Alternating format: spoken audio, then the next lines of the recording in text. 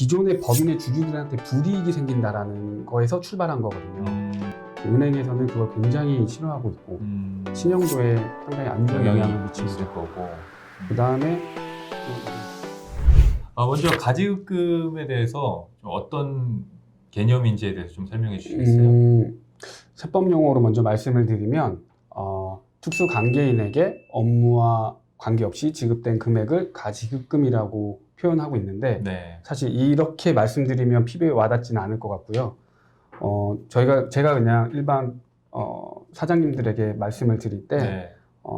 증빙이 없거나 네. 본인이 개인 사적으로 사용했거나 본인이 무엇을 위해서 법인으로부터 돈을 빼갔을 때 빌린 돈으로 처리하는 경우 저희들은 가지급금이라고 설명을 드리고 있습니다. 그러니까 자기가 원할 때 그냥 막 이체하고 그렇죠. 원하는 거 막 그냥 개인적으로 사버리고 이러면 안 된다는 거네요, 그죠?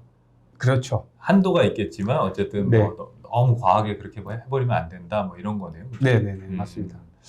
그렇군요. 실제로 현장에 다녀보시면서 기업들이 진짜 그런 문제를 많이 겪고 있어요? 제가 세무 경력 이제 8년 차인데 네. 짧으면 짧고 길면 긴 업력이 있긴 하지만 네. 대다수의 뭐 소형, 중소기업의 법인을 운영하시는 분들을 보면 가지급금이 뭐 소액 또는 많은 금액 다 대부분 있더라고요. 없는 경우는 뭐 열에 한둘 거의 정도. 없다고 들었습니다. 저도. 네네네. 그렇군요. 이런 게 왜 생기는 거예요? 살펴보면 네. 처음에 이제 사업을 시작할 때 네. 충분히 법인과 나하고 인격체가 분리되어 있다 생각하지 않고 네. 네. 내가 설립을 했기 때문에 이 법인의 돈이 내 돈이다라는 인식을 굉장히 많이 하고 계세요. 그러다 보니까 개인적으로 쓰는 습관 때문에 가지급금이 쌓여 있는 경우가 있고, 두 번째로는 이제 증빙, 아까 서두에 말씀드렸지만 증빙이 부족해서 또는 그때 바로바로 챙기지 못한 금액들에 대해서 세무대리인에게 회계 처리를 부탁할 때 소명하지 못하거나 제출하지 못했을 때 저희들이 이제 가지급금으로 처리하는 경우, 이런 경우로 요약할 수 있을 것 같아요. 그러니까 법인을 오래 하면 할수록 이거는 조금이라도 생길 수가 있겠네요. 어쨌든. 그렇죠. 가지급금이 왜 생기는지 이제 알겠는데 이게 그냥 두면 안 된다는 얘기를 좀 들었거든요. 어떤 리스크가 있길래 그런가요? 일단 세법상으로 불이익은 가지급금에 대해서 네. 취지는 이거예요. 법인이 업무와 무관하게 네. 돈을 사용했기 때문에 기존의 법인의 주주들한테 불이익이 생긴다라는 거에서 출발한 거거든요. 그러다 보니까 돈을 빌려줬다라고 처리가 되고 당연히 빌려줬으면 거기에 대한 그 이자를 부과하게 되고 그 이자에 대해서는 그분의 근로소득으로 과세가 되고 있습니다. 근데 여기서 문제는 네. 우리가 지금 현재 시중은행 금리가 뭐 굉장히 낮잖아요. 네네. 뭐 1, 2%대인데 네. 세법에서 정해져 있는 인정 이자에 대한 이자율은 네. 많이 줄긴 줄었지만 지금 4.6%로 과세를 하고 있습니다. 4.6%요? 그러니까 법인에서 마음대로 돈을 갖다 쓰면 이자를 내야죠. 이건 빌린 개념이 돼서 4.6%의 이자를 내야 되는 거고, 그건 또 근로소득으로 분류가 돼서 그것도 합산 과세가 되는 거네요. 그러면 월급 받고 있는 거랑 이렇게 합쳐서. 그렇죠. 그죠? 정확하게는 그 빌린 돈에 대한 가지급금에 네네. 대한 인정 이자를 네. 계산을 해서 네. 그 이자를 네. 대표에게 청구하고 네. 그 대표가 그 이자를 상환하지 못하면 네. 그 이자 부분에 대한 금액을 근로소득으로 과세를 하게 되는 거죠. 그 다음에 두 번째 불이익은 네. 세법상으로는 네. 법인이 금융기관으로부터 대출한 빌린 돈이 있을 거예요. 있겠죠. 네. 그 빌린 돈에 대한 이자가 나갈 텐데 그 일정 이자 부분에 대해서 업무와 관련 없이 또 대표에게 빌려준 네. 가지급금이 있기 때문에 네. 일정 부분을 그 이자 비용 처리하지 못하고 네. 법인세로 내는 불이익이 생기기도 하죠. 비용으로 인정을 못 받는다? 네, 결론은 그렇습니다. 아, 네, 그렇군요. 깔끔하게 정리해 주셨는데 이자에 대해서 비용으로 인정받지 못하는 부분. 그 다음 마지막으로 또 세법상 불이익 중에 하나가 네. 아까 말씀드렸듯이 이자를 그 빌려준 사람에게 네. 청구한다고 했잖아요. 네네. 4.6%로 계산된 그 이자를 대손 처리, 네. 즉 없앨 수가 없어요. 계속 쌓이고 넘어간다는 부분. 만약에 없앤다고 했을 때 근로소득으로 과세해서 없애는 수밖에 없죠. 아, 그러니까 월급 타와가지고 다시 갚는 형태로. 네. 어. 그렇게 말고는 세법상으로는 네. 없고요. 두 번째 이제 세법 이외의 불이익으로는 네. 이제 은행권, 네. 대출이나 은행권에서 심사를 할 때 네. 이 가지급금이 쌓여 있으면 아까 말씀드렸다시피 업무와 무관하게 법인 돈을 가져간 거잖아요. 네. 그래서 은행에서는 그걸 굉장히 싫어하고 있고 신용도에 상당히 안 좋은 영향을 있을 미칩니다. 거고. 그 다음에 다양한 뭐 정부 지원 사업이나 정책 사업을 할 때 그 네. 가지급금이 있으면 당연히 심사에서 불이익이 있고요. 여러 가지 방면으로 안 좋은 게 많네요. 네, 쌓이면 안 좋습니다. 아, 그렇군요. 근데 그걸 그냥 쌓인 형태로 계속 두는 기업들이 많이 있는 거죠, 지금? 네, 많죠. 네. 왜냐하면 네.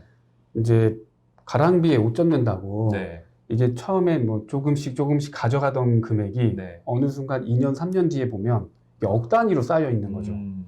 그래서 그때 가서 이거를 상환하려고 해도 네. 이미 내가 다 써버렸잖아요. 네, 네, 네. 가장 최근에 좀 안타까웠던 사례가 법인에 있는 돈을 자기가 확신을 갖고 있는 상태에서 법인의 자금을 융통한 거죠. 그러니까 어느 정도는 들어올 걸로 예상을 하고 그렇죠. 네, 미리 갖다 쓴 거네요. 그렇죠. 예. 법인 돈을 빌려서 주식에 투자를 한 거죠. 아, 그 돈으로? 네. 그걸 개인적으로 투자를 한 거예요? 그렇죠. 네, 법인 돈을? 네. 주식이라는 자산으로 있으니까 네. 소멸되지 않았잖아요. 네, 네, 네. 또 최근에 이제 주식 시장이 좋았다가 지금 주춤하긴 하지만 그 돈이 불어있는 상태니까 얼마든지 제가 말씀을 드렸을 때 본인 상환할 수 있다.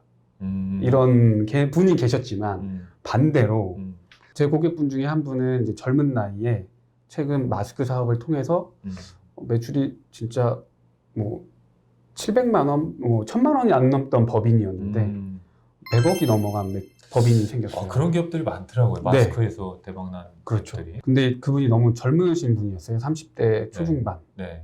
갑자기 큰 돈이 들어오니까 이제 주변에서 유혹들도 많았을 거고 거기에 이제 하나의 투자를 잘못한 비트코인에 탑승을 했다가 가상화폐에 그걸 다 넣은 거예요? 꼭지에 그걸 타셔가지고 네. 그랬을 때 이제 가지급금이 엄청난 부분을 상환을 못하는 거예요. 그건 진짜 갚을 방법이 없네요. 안타깝죠. 야, 그런 사례들이 있군요. 굉장히 놀라운 케이스인데 네. 드물죠, 그런 케이스는. 왕왕 있습니다. 이제 이런 기업들은 해결을 해야 되잖아요, 그죠? 예. 소위 말해서 뭐 법인의 재무제표가 건강검진표라면 법인의 가지급금이 뭐 암덩어리다 이런 말들을 흔히 많이 하는데 사람의 암은 뭐 이렇게 고칠 수도 있고 아닐 수도 있는 거잖아요. 법인의 가지급금은 어때요? 다 고칠 수 있는 거예요? 물론 해결 방안은 있죠. 아. 해결 방안은 있는데 네네. 돈이 들어간다는 거죠. 네. 네. 어떤 게 있나요? 돈이 들어가도 어쨌든 뭐 기업의 입장에서 음. 그 정도 리스크가 있으면 빨리 상환을 해야 될 것 같은데. 일부에서 말씀드린 것처럼 네. 그 돈이 자산을 형성하고 있다면 네. 그 자산을 현금화시켜서 상환하는 방법이 일단 제일 첫 번째고 바람직한 방법이겠죠. 그냥 돈 빼서 입금하는 네. 건데 그게 안 되는 경우는 어떻게 해요? 그게 보통 어려울 것 같은데. 그게 제일 실무를 하는 저도 어렵고 네. 법인의 대표님도 어려운 부분인데요. 최근에는 많이 유행처럼 있었던 이익 소각이라는 방법. 이익 소각. 네, 자기 주식을 증여를 해서 소각시켜 갖고 그 대금으로 가지금 상계시키는 방법이 유행처럼 있었고, 네. 그 다음에 그 전에 있었던 유행했던 건 이제 특허권을 설정해서 그 특허권을 법인에 다시 재파는. 그래서 그 금액과 가지금과 상계시키는 방법. 많았죠, 예전에. 네, 유행처럼 많았는데 제가 여기서 드리고 싶은 말은 유행 타기 전에 해야 된다. 유행이 되면 가지금에 대한 이익잉여금 소각 이것도 엄청난 유행을 타다 보니까 국세청에서 들여다보기 시작했고요. 특허권 역시도 그게 유행처럼 엄청 퍼지다 보니까 그 부분에 대해서도 이제 국세청이 들여다보기 시작했고 실제로 세법으로 규제되는 경우도 들어왔고요. 뭐 기타 소득세율도 인상되고 네. 공제 금액도 줄어들고. 그러니까 이제 유행되기 전에 해야 된다라는 부분을 좀 말씀드리고 싶어요. 그럼 이제 아까 말씀하신 그 두 가지 방법은 어려운 거예요? 어렵다라기보다 안 되는 건 아니고 네. 좀 더 이제 보수적으로? 네, 보수적으로 정말 이 부분에 대해서 전문가인 분하고 작업을 해야지 가능하지 않나라고 말씀드리고 싶어요. 그렇군요. 다 그 외에 또 사용할 수 있는 어떤 해결책이 있는지 좀 알려주세요. 이제 좀 유행이 지난 거긴 하지만 그래도 네. 아직까지도 할 수 있는 건 퇴직금을 적립해서 네. 그 퇴직금으로 가지금과 상환하는 방법. 네. 여기 하나 있고요. 네. 그 다음에 최근에 좀 유행했던 건 대표 본인의 개인 자산으로 네. 그 가지금과 상기하는 방법. 네. 뭐 뭐 부동산이라든지 그렇죠. 그런 것들이요. 네. 네. 대표적으로 이제 부동산이 될 거고요. 네. 요즘 부동산이 그 부동산의 종류에 따라서 네. 실익은 좀 나눠질 것 같아요. 이제 그거는 자세하게 좀 상담을 받아보시는 게 좋을 것 같고요. 세법상으로 이제 적법하게 상환할 수 있는 FM 방법은 네. 근로소득과 배당소득이죠. 네. 그 급여를 좀 높여서 네. 여유 자금으로 조금씩 상환하는 방법. 네. 그 다음에 잉여금이 쌓인 그 재원을 가지고 배당을 통해서 그 배당금을 다시 상환하는 방법. 네. 여기서 이제 좀 더 디테일하게 들어가면 어떻게 구성할지, 네. 네. 네. 근로소득과 배당소득을 어떻게 안분하고 나눌지랑 네. 네.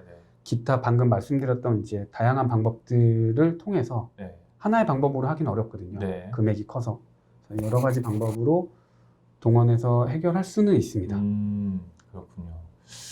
다양한데 어쨌든 그게 매년 누적이 되면 계속 또 골물 거고 결국에는 이제 아프기 전에 좀 예방하는 게 가장 중요할 것 같은데 특히 요즘에는 젊은 CEO분들 갑자기 큰 돈을 버는 아까 그런 사례들처럼 그런 분들이 많이 생겨나고 있지 않습니까? 어떻게 예방을 해야 되는지도 좀 궁금한데요. 이게 정말 좋은 질문이신 게 네. 가지금이 쌓이고 나서 해결하는 건 좀 어렵고요. 네. 미리 사전에 전문가나 저희 같은 세무 대리인에게 상담을 받으시고 일단 지식을 좀 쌓으신 다음에 네. 이게 어떻게 되면 이게 가지금으로 처리가 되는지에 대한 네. 일단 첫 번째 본인 지식이 있으셔야 될 네. 거고 두 번째는 미리 사전에 가지금이 만약에 부득이하게 생긴다고 하면 네. 뭐 사업을 하다 보면 그럴 수 있잖아요. 그러면 그때 가서 이거를 어떻게 상계 처리할 수 있는지에 대한 플랜을 짜놓으시면 나중에 가지금이 생기더라도 큰 무리 없이 해결할 네. 수가 있을 거예요. 네. 예방 차원에서 뭐 아까 지금 말씀드린 내용들이 대부분이지 않을까 싶어요. 네, 그렇군요. 그러니까 사실은 기업마다 또 특색이 다 다르고 그러니까 해온 업력들이 너무 다 다양하다 보니까 어떻게 획일적으로 영상에 다 담기는 어렵겠지만 그죠? 그래서 개별적으로 상담이 필요하다는 말씀이시군요. 네, 예, 맞습니다. 알겠습니다. 오늘 좋은 말씀 감사합니다. 예, 감사합니다. 네.